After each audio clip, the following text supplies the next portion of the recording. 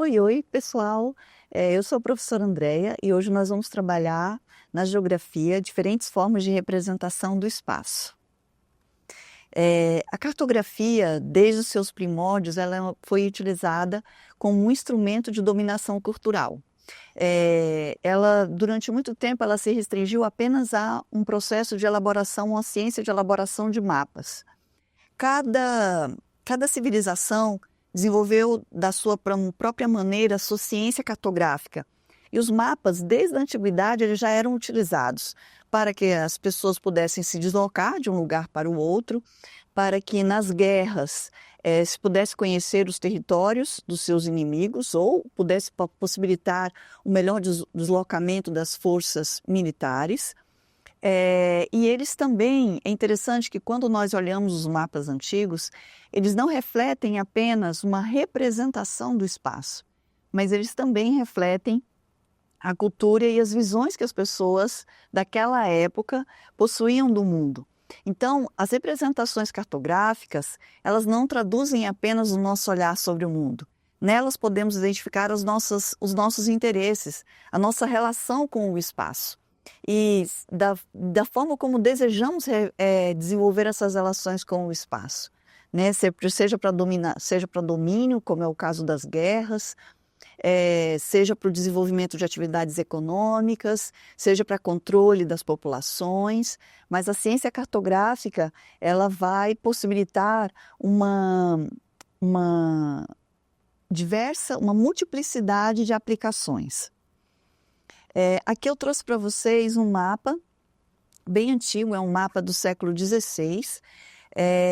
Ele representa aqui, vocês podem observar, é um mapa mundi, mas ele apresenta muitos erros, né, na representação do espaço.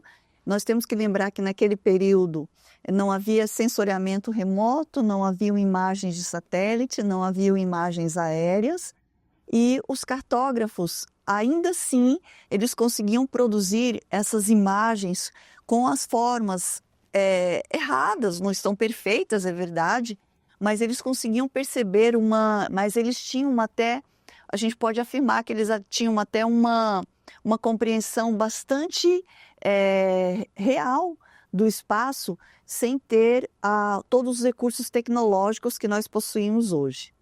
Aqui um outro mapa, esse é o mapa mais antigo ainda, usado por gregos, por persas. Aqui você pode perceber que eles representam também o mundo, mas o mundo que era imaginado da época.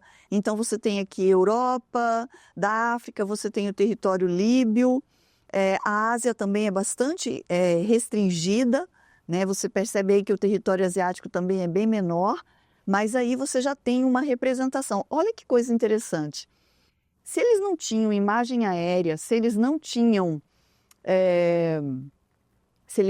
imagens de satélites, como eles conseguiam saber que o formato da Itália era um formato de uma bota? Vocês estão percebendo aí na imagem do mapa que a Itália está aqui, ó, a botinha, como a gente já reconhece hoje? É muito interessante, né? Perceber como eles conseguiam ter essa visão espacial com os poucos recursos tecnológicos que eles tinham na época. Então, a cartografia, ela não é uma ciência estática, ela é uma ciência que vem evoluindo ao longo dos séculos. E ela evolui a partir tanto do desenvolvimento tecnológico, mas a partir do nosso conhecimento do espaço também. E é óbvio que as influências religiosas, culturais, sociais, econômicas, elas também podem ser analisadas claramente nos mapas, tá? Como é que nós vamos ver aqui a evolução da cartografia? Aqui eu trouxe para vocês, este mapa é considerado um dos primeiros mapas temáticos do mundo. Esse mapa ele tem uma história bem interessante. Estava acontecendo uma epidemia de cólera. Naquele período, eles ainda não entendiam qual era a causa da epidemia de cólera e eles acreditavam que a epidemia de cólera ela era transmitida pelo ar contaminado. Eles não associavam a cólera à água contaminada, né, ao consumo de água não potável. E um médico sanitarista, ele não concordava com essa perspectiva de que a cólera era transmitida pelo ar contaminado. Ele acreditava que havia uma relação entre a cólera e o consumo de água contaminada. E ele expôs a sua visão e ele não foi aceito. A sua perspectiva não era considerada correta, não era validada pelos pares. E ele resolveu falar, não, eu vou provar que eu estou correto. O que ele fez? Ele começou a analisar as fontes de água nas regiões onde haviam as maiores contaminações, os maiores números de doentes com cólera. E ele produziu um mapa a partir dessas observações que ele fez. E a partir desse mapa, ele conseguiu provar que a maior incidência de cólera estava exatamente onde você tinha a maior incidência de águas contaminadas. E a partir dali se mudou completamente a visão sobre como se tratar e como se combater a cólera, a partir da produção de um mapa, a partir de um estudo e a produção de um mapa, ele pôde provar isso. Olha que coisa interessante. E aí, aqui está dizendo, né, um mapa que ajudou a combater a cólera. Então, aqui vem a explicação, aquilo que eu acabei de colocar para vocês. E a informação e a representação do espaço, ela pode ser feita de várias formas. Nós podemos usar diversos tipos de representação espacial.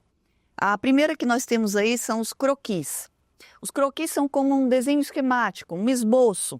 Representa de maneira prática um fenômeno, mas ele não precisa obedecer rigidamente às convenções cartográficas. Aqui nós temos um exemplo dos croquis. Olha aqui, olha o croquis de um desenho arquitetônico de uma residência, de um imóvel, o croquis de um mapa mundi, o croquis de modelos de vestuário.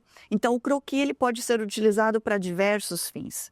Nós também temos as maquetes. As maquetes são modelos em miniatura da realidade, numa representação tridimensional, ou seja, 3D, né? Você vê de todos os lados. As maquetes, olha aqui, ó. Essa primeira imagem aqui que eu trouxe para vocês é a maquete, é um ponto turístico na cidade de Gramado, no Rio Grande do Sul, chamada de Mini Mundo. Lá você tem essas inúmeras, aqui é apenas um ângulo, né, desse local turístico, mas você tem aqui uma verdadeira cidade construída com maquetes de prédios originais, prédios reais, de várias partes do mundo e colocadas aqui nessa pequena cidade, tá? Representada de forma real, tá? Então você tem aqui ó, embaixo uma maquete de uma favela, uma maquete de uma zona, de uma área rural. Então as maquetes elas são representações tridimensionais da realidade. Depois nós temos aí os perfis. Os perfis são representações que possibilitam você perceber uma determinada realidade sob vários ângulos, ao mesmo tempo. E aí nós temos aqui nos perfis, olha só, essa aqui é um perfil, tá? Um perfil de solo, tá? Você percebe aqui as várias diferenças de cor do solo, as várias características, né? Os horizontes do solo. Aqui embaixo você tem curvas de nível, e aí essas curvas de nível transformadas em um perfil de relevo, para você poder visualizar como o relevo ali está construído. Aqui você tem, por exemplo, um perfil utilizado pelas instituições de segurança, onde eles utilizam aqui um padrão de movimentação de um criminoso para identificar provavelmente de onde esse criminoso parte para o ataque, tá? Então, também pode ser utilizado para diversos fins. E, por fim, os mapas, né? Que são os mais comuns que nós conhecemos. Os mapas são formas de representação por meio de convenções cartográficas pré-estabelecidas e que devem ser obedecidas. E aí nós temos aqui vários tipos de mapa. Olha aqui um mapa do Brasil político. Nós temos aqui um mapa do Brasil do setor de transportes. Nós temos aqui um mapa do Brasil das bacias hidrográficas. Aqui nós temos um mapa do Brasil da produtividade, tá certo? Então aqui, o mapa ele pode fazer uma representação de várias realidades também distintas, tanto na área social, quanto na área econômica, quanto na área física, tá certo? E aí nós temos quais são os elementos de um mapa. O mapa ele tem um título, os mapas devem sempre ter um título: Brasil político, Brasil bacias hidrográficas, Brasil modais de transporte. Então é um título. Ali você vai ter a indicação da projeção. O que é a projeção? A projeção é como eu vou transportar uma superfície curva. O nosso planeta é uma esfera arredondada. Como eu vou transportar essa superfície curva para uma superfície plana? Então, nós temos hoje inúmeras projeções construídas. Essas projeções, cada uma delas tem objetivos específicos, cada uma delas vão apresentar deformidades específicas e vantagens específicas. Então, quando o mapa é construído, ele precisa utilizar uma projeção adequada para o fim que ele se destina. A escala, que é a representação, a proporção real entre o tamanho real da área representada e o tamanho no mapa. A legenda, que vai te dizer se, por exemplo, está se representando as bacias hidrográficas. Aí ele tem lá a bacia hidrográfica Tocantins-Araguaia. Qual a cor dessa bacia? Isso é a legenda. E, por último, a orientação. Onde está o norte naquele mapa, o sul, o leste e o oeste. Esses são elementos de um mapa, e aqui nós fechamos a nossa aula sobre elementos de cartografia. Obrigada!